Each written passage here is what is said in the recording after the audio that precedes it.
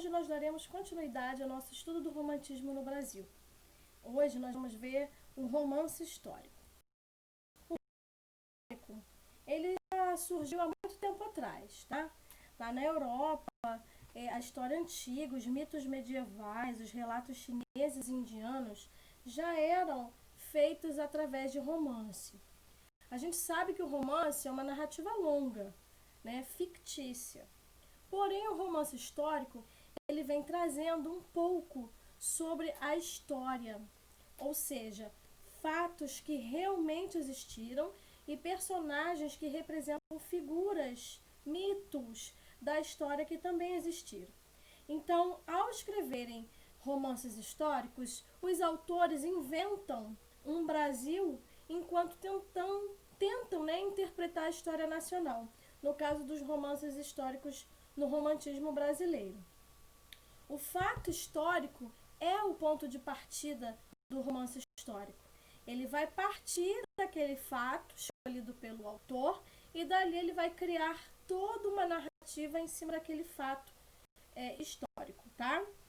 Então, os acontecimentos e personagens que realmente existiram, documentos e referências históricas aparecem nos romances e também servem de base para a escrita do autor, tá?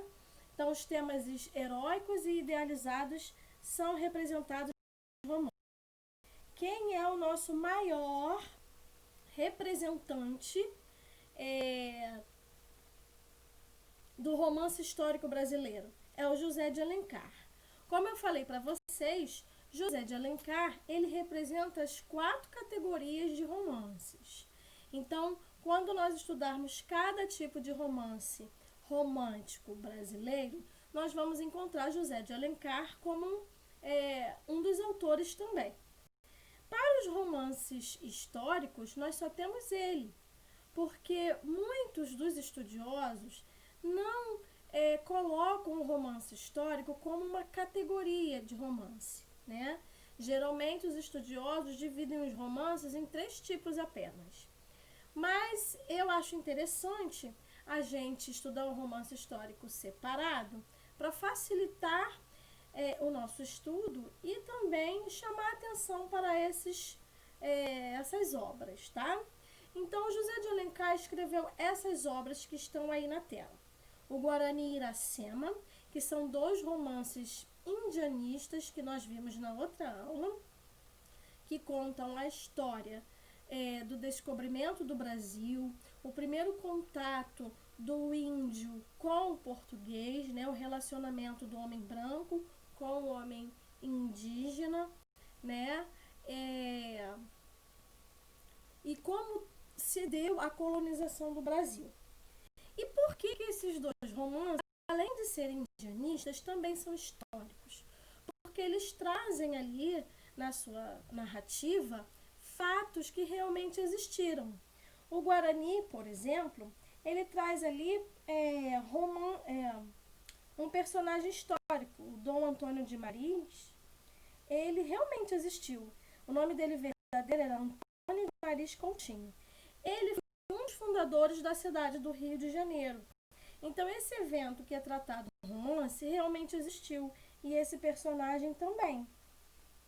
Já no livro, no romance Iracema, trata da história da fundação do Ceará, por Martim Soares Moreno, que também é um fato que existiu, com um personagem que existiu. Inclusive, o índio Poti da história também existiu, que foi batizado como Antônio Felipe Camarão, o índio. Então, quais são as características do romance histórico brasileiro? Ter um fato histórico como ponto de partida para a narrativa. Os temas são sempre heróicos, sempre vai ter um herói que realizou ali o seu fato histórico, né? A narrativa sempre vai contar histórias do passado, por isso é histórico. Vai usar documentos e referências históricas e fazer a recuperação de estruturas sociais, culturais, políticas e estilos do passado, para que a gente, hoje, em pleno século XXI, conheça como foram os costumes e como as pessoas viviam naquela época, certo? O romance As Minas de Prata é um dos maiores romances que José de Alencar escreveu. Ele tinha 1000 páginas, dividido assim em 5 volumes. Mas o que tanto José de Alencar contou nessa história? O enredo desse livro, As Minas de Prata, relata a saga dos bandeirantes e dos aventureiros que seguiam rumo ao sertão do Brasil em busca de um lendário tesouro escondido de Robério Dias. Robério Dias tinha um tesouro e fez esse mapa. Inclusive, esse mapa de Robério Dias, do tesouro dele, já tinha sido citado no livro O Guarani, onde lá tinha um mercenário que estava à procura desse tesouro. Então, no livro As Minas de Prata, conta essa história. O protagonista, né, o personagem principal, é o filho do dono das minas, o Estácio. Ele é pobre, né, apesar de ter um espírito nobre e altruísta, ele passa ali a sua vida em busca desse tesouro, a fim de resgatar, defender a memória do pai, defender a sua pátria. Porque as pessoas não acreditavam que esse tesouro realmente existia. Mas o pai tinha falado para ele que existia, ele acreditava no pai e queria provar que o seu pai estava certo, então ele procurava esse tesouro. E para ele poder se casar com a sua amada, a Inês de Aguilar, que era rica, ele precisava achar esse tesouro e assim poder realizar o seu sonho de casar com ela. Então a saga é um clichê das aventuras românticas, cheia de ação e tem um final feliz. O outro livro ali, A Guerra dos Mascates, o próprio nome já diz, a Guerra dos Mascates realmente aconteceu aqui no Brasil, né? E esse romance vai retratar exatamente a luta, a disputa política e econômica entre os dois grupos. Os portugueses do Recife, que eram os comerciantes, chamados de mascates, contra os brasileiros de Olinda, que eram os senhores de engenho.